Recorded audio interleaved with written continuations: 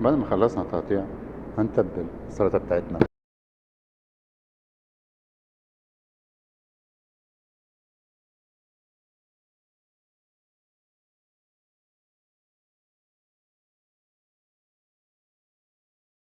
السلام عليكم ورحمة الله وبركاته يا أحلى متابعين.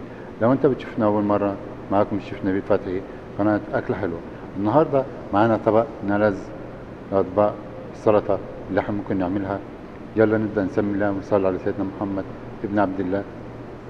معانا خس هنا زي ما احنا شايفين، كاباتشو أو ملفوف، خس، طماطم، خيار، ليمون، بصل، فلفل،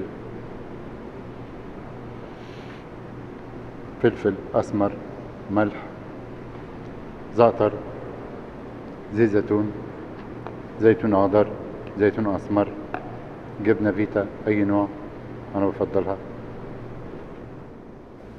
وأول خطوات التحضير هنجيب الخس ونقطعه. هنقطع كل المكونات بتاعت السلطة مربعات أو كريهات زي كده يا جماعة،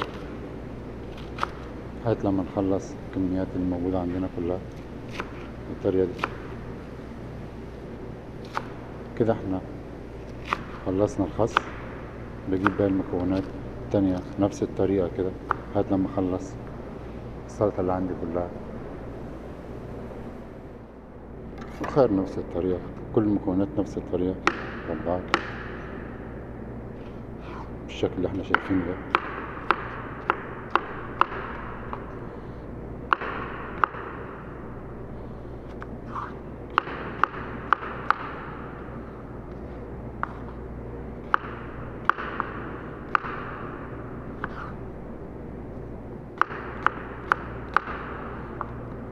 نلزق مع السلطة اللي احنا ممكن نعملها طبق مميز جدا.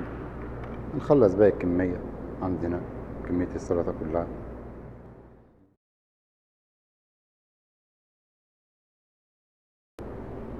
نجيب الجبنة برضه نفس الطريقة بتاعها.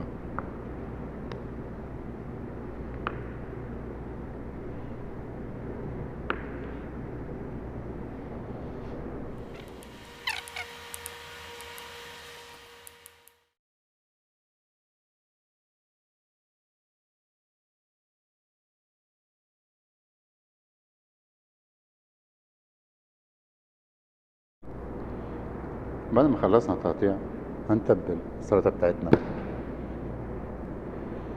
هنجيب الزعتر زي ما احنا شايفين كده. هنجيب عصير الليمون،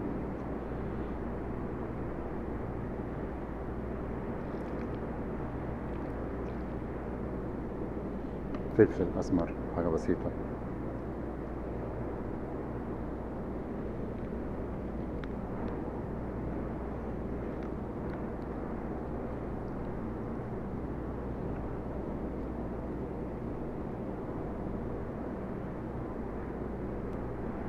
آخر حاجة زيت الزيتون معانا.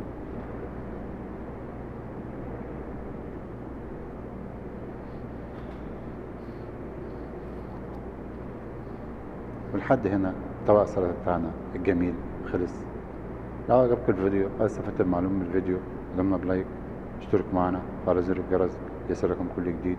بيكم وليكم هنكون الأفضل. تحياتي للجميع.